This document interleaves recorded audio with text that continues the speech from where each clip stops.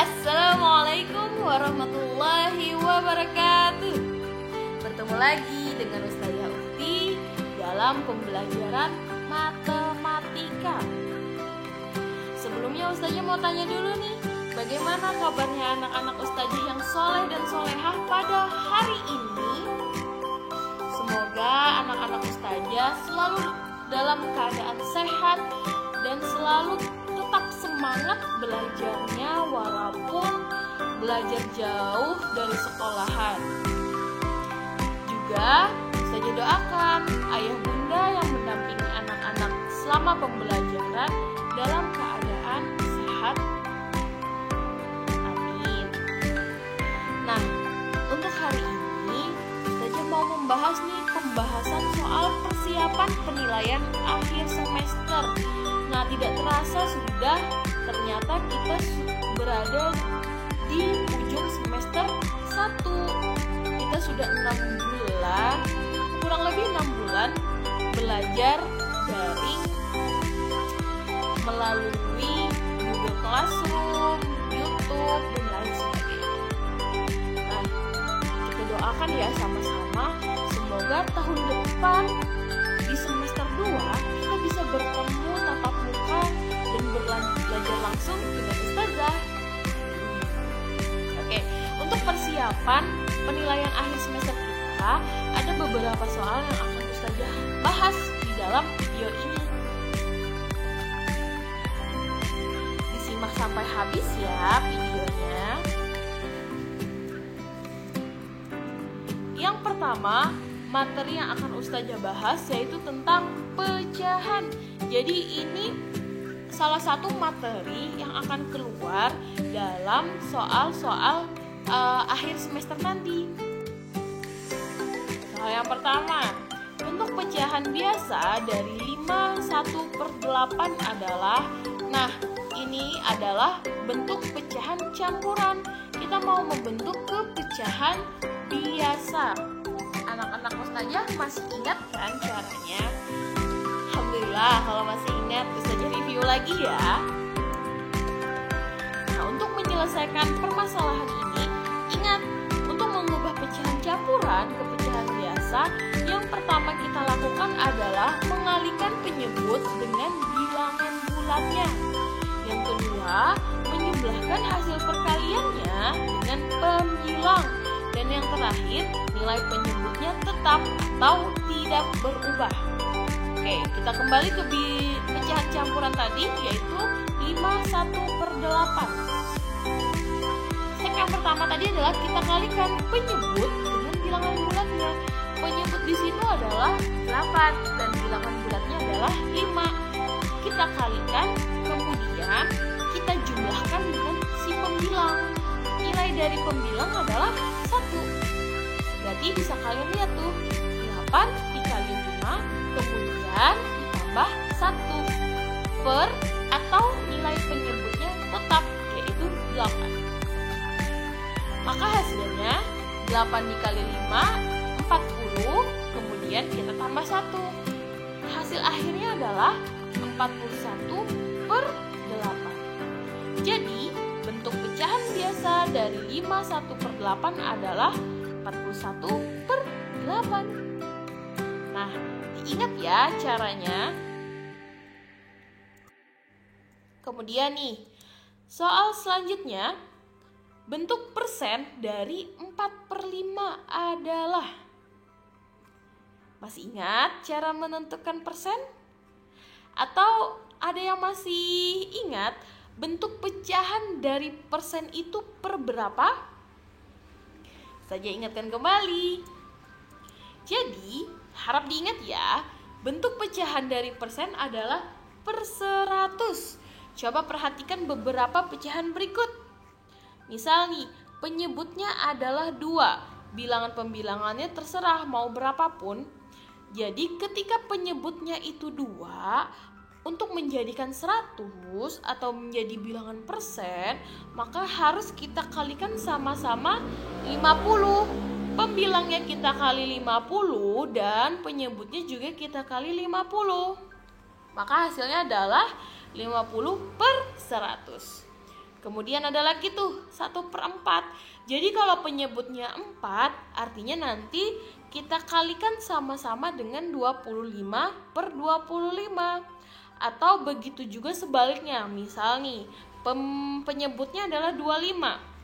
Berarti untuk menjadikan ke bentuk persen, kita kalikan tuh 4/4. Maka hasilnya adalah 25/100. Ada lagi tuh 1/5. Kalau penyebutnya bilangan 5, maka kita kalikan sama-sama bilangan 20/20. Dan yang terakhir ada 1/10. Artinya untuk menjadikan 100 atau bilangan persen, kita kalikan 10/10. Seperti itu. Jadi harap anak-anak Ustazah ingat tuh bilangan-bilangannya.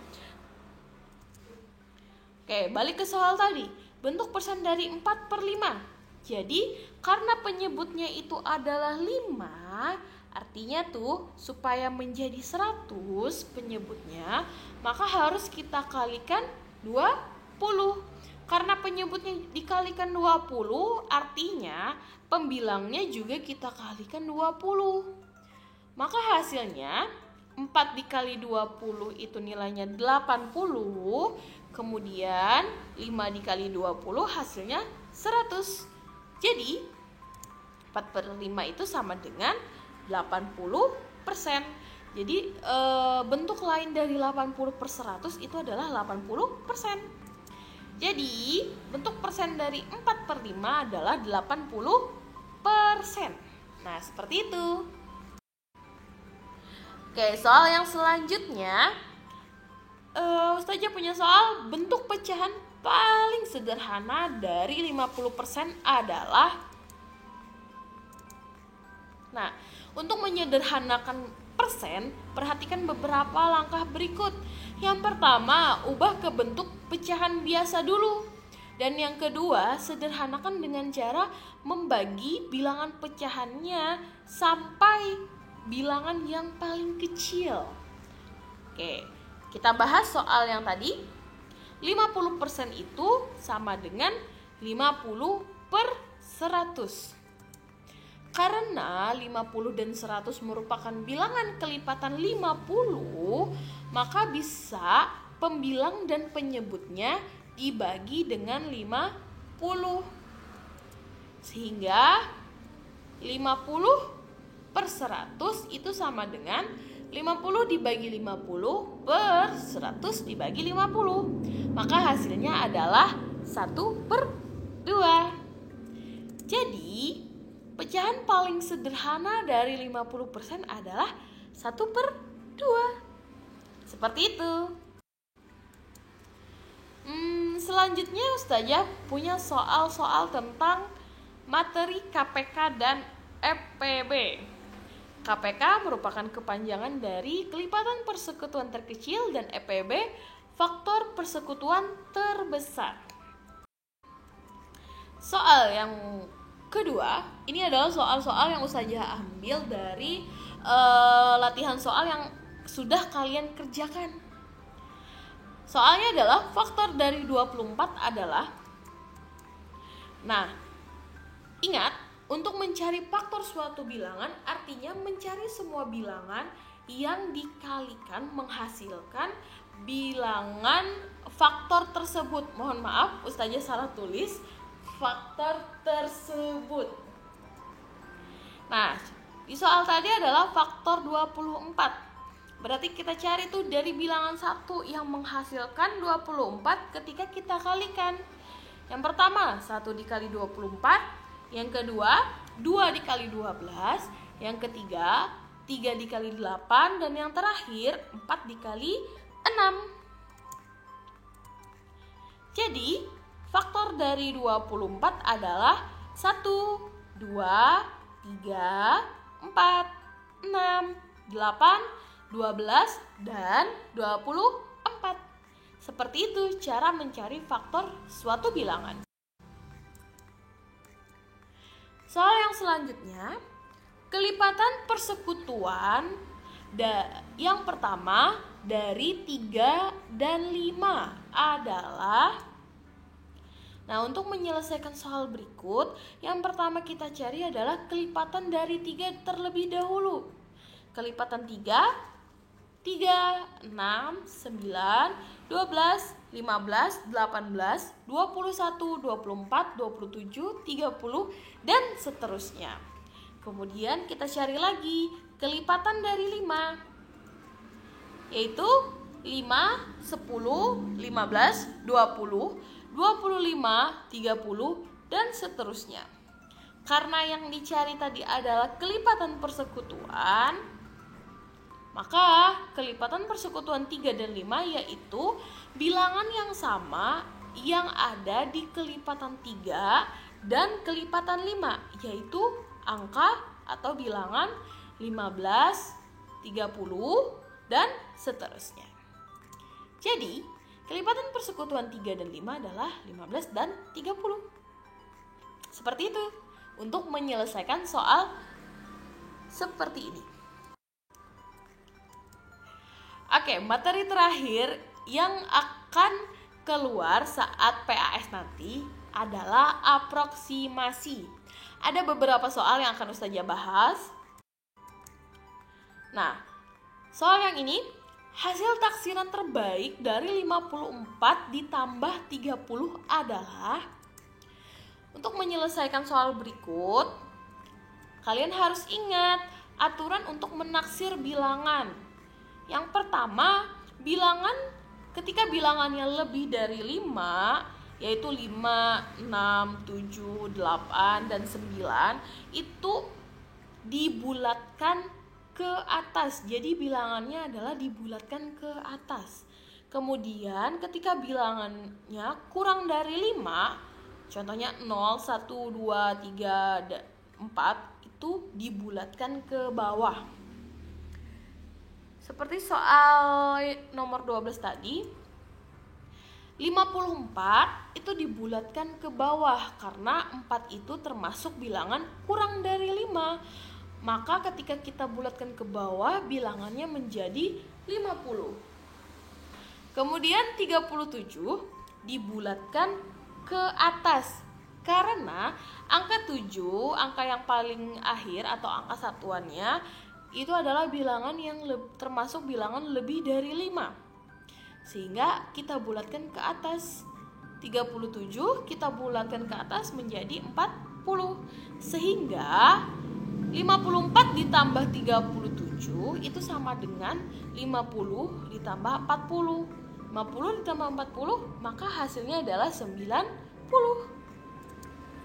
Jadi hasil taksiran terbaik dari 54 ditambah 37 adalah 90. Nah, seperti itu cara mengerjakan penjumlahan pada taksiran. Semoga anak-anak dapat memahaminya ya.